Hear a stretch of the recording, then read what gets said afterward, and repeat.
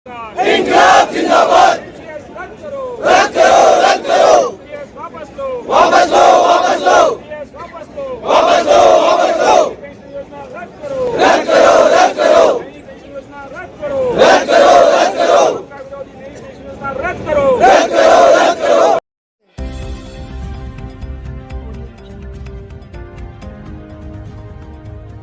नमस्कार साथियों, मैं मनोज स्वराजी स्वागत करता हूं आपका मिनी संसद के मंच पे। जंतर मंतर आंदोलनों का गवाह रहता है, लेकिन आज जंतर मंतर पर सैकड़ों हजारों की संख्या में लोग जुटे हुए हैं। लोग विरोध कर रहे हैं, जो एनपीए का विरोध कर रहे हैं, जो नेशनल पेंशन स्कीम है, जो प्रोविडेंट फंड के लिए जो स्कीम्स नई सरकार ने लागू की थी अटल बिहारी वाजपेयी गवर्नमेंट के टाइम, उसका विरोध कर रहे हैं लोग। जो पुरानी पेंशन की स्कीम थी उसकी बहाली कर रहे हैं, क्योंकि पेंशन खत्म कर दी गई थी और उसके जो लाभ थे वो सारे खत्म कर दिए गए थे। तो बहुत बड़े स्तर पर धरना हो रहा है। देश के हर प्रदेश से लगभग लोग आए हुए हैं, अलग अलग संगठन से लोग आए हुए हैं, एक साथ इकट्ठे होकर एकजुट होकर आवाज़ उठा रहे हैं। सर, क्या है पूरी मांग और क्यों आज जंतर मंतर पे इतना जमा पड़ा है जो हजारों की संख्या में क्रॉस कर रहा है? और अगर ऐसा ही लगा तो मुझे लगता है लाखों की संख्या में क्रॉस हो जाएगा ये। ऐसा है, आज all India defence employees federation के आह्वान पर हिंदुस्तान का समस्त डिफेंस सिविलियन मजदूर एनपीएस के विरोध में आज एक दिन के विशाल धरने पर है। यहाँ पर जो 114 के बाद में अटल बिहारी वाजपेयी सरकार ने जो न्यू पेंशन स्कीम लाए थे और ओल्ड पेंशन स्कीम को ख़त्म किया था, जिससे हमारे कर्मचारियों का भविष्य आज सामाजिक इनको सुरक्षा नहीं मिल पा रही है और भविष्य इनका खतरे में है, उस खतरे से उबारने के लिए और ओल्ड पेंशन स्कीम को बहाल करने के लिए ये मांग सारा जन समूह उमड़ा हुआ है। इसमें देश प्रदेश से और पूरे ऑल इंडिया से जगह जगह से देश के कोने कोने से लोग इसमें धरने में शामिल हुए हैं। मोदी जी तो सैनिकों की बहुत बात करते हैं, डिफेंस सेक्टर से जुड़े हुए लोगों को सम्मान देने की बात करते हैं, लेकिन जो नींव की ईंट है, जो डिफेंस सेक्टर में जो लोग अपना तन मन धन देकर सेना को मजबूत करते हैं, वो लोग आज अगर सड़कों पे आ रहे हैं तो कहीं ना कहीं तो पॉलिसी दिखाने के, हाथी के दांत दिखाने के और खाने के कुछ और ऐसा लग रहा है। क्या कहेंगे आप इस बात से समझ सकते हैं कि जो आज देश के युवा जो 30 साल की नौकरी करने के बाद पेंशन लेते थे, आज वो अग्निवीर के रूप में सेना में प्रवेश करवा दिए गए हैं। आज इस बात से आप मोदी सरकार की गंभीरता समझ सकते हैं।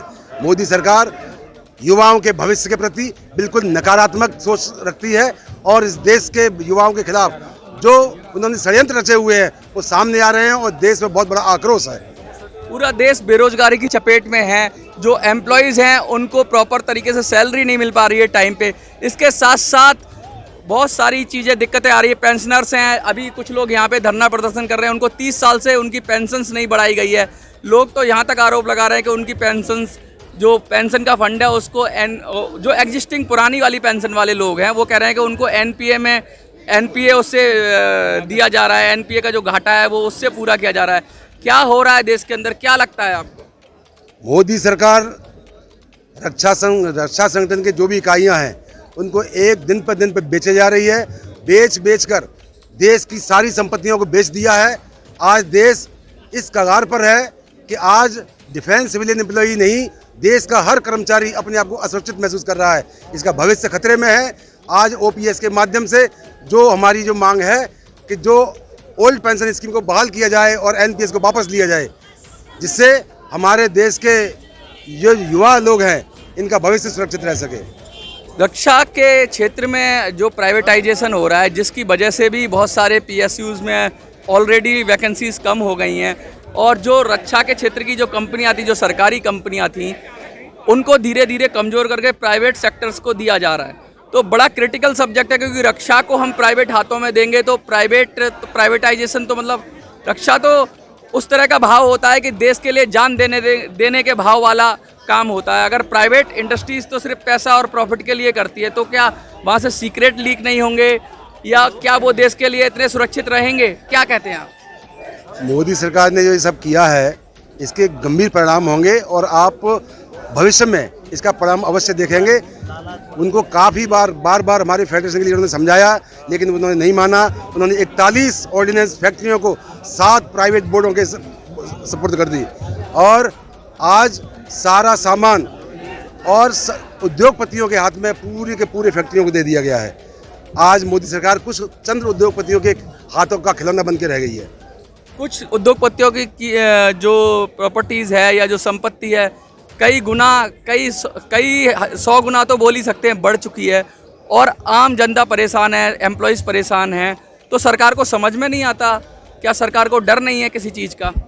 मोदी सरकार उनको बहुत संरक्षण दे रही है और उनका भरपूर जो भी उनको लाभ पहुंचाया जा रहा है। जैसा कि आपको पता है अडानी विश्व के दूसरे नंबर पर पैसे वाले बन गए हैं और मजदूर दिन पे दिन नीचे जा रहा है। आपको पता होगा एनपीएस की जो आज पेंशन ले रहे हैं वो मात्र 1,500 रुपये ले रहे हैं। 1,500 रुपये से लेकर 2,000 रुपये 3,000 रुपये तक पेंशन बनती है। अब आप इस बात से अंदाजा लगा सकते हैं कि एनपीएस के भविष्य में क्या क्या अंजाम होंगे। यानी जिन लोगों ने अपना पूरा जीवन डिफेंस के लिए, रक्षा के लिए दे दिया, वो आज गरीबी रेखा से नीचे हो जाएंगे अगर 1,500 रुपये। बिल्कुल बिल्कुल यही कहना चाह रहे हैं? बिल्कुल। आज उनके लिए उनका भविष्य असुरक्षित है। उनके घर में आप जानते हैं कि पेंशन जब होती है तो घर में वृद्धों को कितना उसकी अहमियत दी जाती है। बगैर पेंशन के हर वृद्ध की क्या स्थिति बनेगी ये भविष्य तय करेगा। और मैं बता रहा हूँ आज का ये आंदोलन, ये धरने में आज धरना है, ये बहुत बड़े आंदोलन के रूप में बदलने जा रहा है। क्या परेशानियाँ आती हैं? एनपीएस के बारे में भारत सरकार के पैमाने पर जो भी आप यहाँ पे जनसैलाब देख रहे हैं, इसका सबसे बड़ा एक ही आह्वान है कि मोदी सरकार की जो एनपीएस के बारे में जो नीति है, जो नियत है, वो साफ नहीं है। आज लड़का जो भर्ती हो रहा है या 15 साल पहले भर्ती हुआ है, उनको बुढ़ापे के सहारे के लिए एनपीएस जो लाया गया है उसमें पेंशन स्कीम खत्म कर दी गई है, जिससे वो आगे की जिंदगी अपना यापन कैसे करेगा और उनके बच्चे कैसे जाएंगे आगे। और एनपीएस में सारी व्यवस्था खत्म कर दी है। दूसरे मोदी सरकार, जहाँ तक आपका सवाल था अभी कि प्राइवेटाइजेशन करते जा रहे हैं, प्राइवेट करने का मतलब ये है सारी सुविधाओं को खत्म करना। प्राइवेटाइजेशन खत्म करने का मतलब है रिजर्वेशन खत्म करना। प्राइवेट करने का मतलब ये है कि आपकी सारी सुविधाओं को सीज करके आपकी जो भी पब्लिक की जनता के रूप में, जो आप परिवार के रूप में अपनी सुविधाएं देना चाहते हैं, परिवार का पालन पोषण करना चाहते हैं, और सारी सुविधाओं को एनपीएस के द्वारा मोदी सरकार खत्म करना चाहती है हर क्षेत्र में। मोदी सरकार यदि पेंशन को इतना खराब समझती है तो मैं कहना चाहता हूं कि सबसे पहले वो अपने नेताओं की, मंत्रियों की, विधायक, सांसदों की पेंशन खत्म करे, उसके बाद में इन कर्मचारियों की पेंशन खत्म करे जो 40 नौकरी। जिंदाबाद। जो एक विधायक, एक सांसद, एक मंत्री 2-2, 3-3, 4-4 पेंशनर ले रहा है, क्या इनको दिखाई नहीं देता? एक कर्मचारी 60 साल नौकरी करने के बाद आज उसको एनपीएस में दे दिया गया। जो आदमी उसका क्या भविष्य है? उसको 4,000 पेंशन मिलेगी, क्या है उसका भविष्य? राजनीति सेवा है या नौकरी है? अगर नौकरी है तो उसमें पेंशन होनी चाहिए, लेकिन राजनीति जो है सेवा है। सांसदों को, विधायकों को पेंशन नहीं होनी चाहिए, और जो आदमी 40 साल सेवा करके जा रहा है उसको आप पेंशन नहीं दोगे। और सांसद और विधायक केवल अपना शपथ ग्रहण समारोह कर लेते हैं, उसके बाद उनको पेंशन मिलती है। ये गलत है और पेंशन, न्यू पेंशन स्कीम बंद करनी चाहिए, ओल्ड पेंशन चालू करनी चाहिए। नमस्कार। जैसा कि आपको बताया, यहाँ पे बहुत बड़ा धरना प्रदर्शन हो रहा है और एनपीएस के विरोध में जो न्यू पेंशन स्कीम जो लागू की थी सरकार ने सन 2004 में, उसके विरोध में ये पूरा धरना प्रदर्शन यहाँ पे किया जा रहा है। और मैं बताना चाहूँगा, मैं भी उसी का शिकार हूँ, एक तरह से मैं भर्ती हुआ हूँ और हमें भी वो एनपीएस लागू की गई है। लेकिन जो पुरानी पेंशन में जो सुविधाएं थी, वो सुविधाएं इसमें बिल्कुल भी नहीं है, क्योंकि ये जो एनपीएस है ये टोटली बाजार पे आधारित है, शेयर मार्केट पे आधारित है। अभी हमारे कई साथी ऐसे रिटायरमेंट गए हैं जिनको कि 5 से 6 हज़ार रुपये पेंशन बना है। आप यकीन करेंगे कि 5 से 6 हज़ार रुपये में महीने का गुजारा कैसे करेगा कोई इंसान?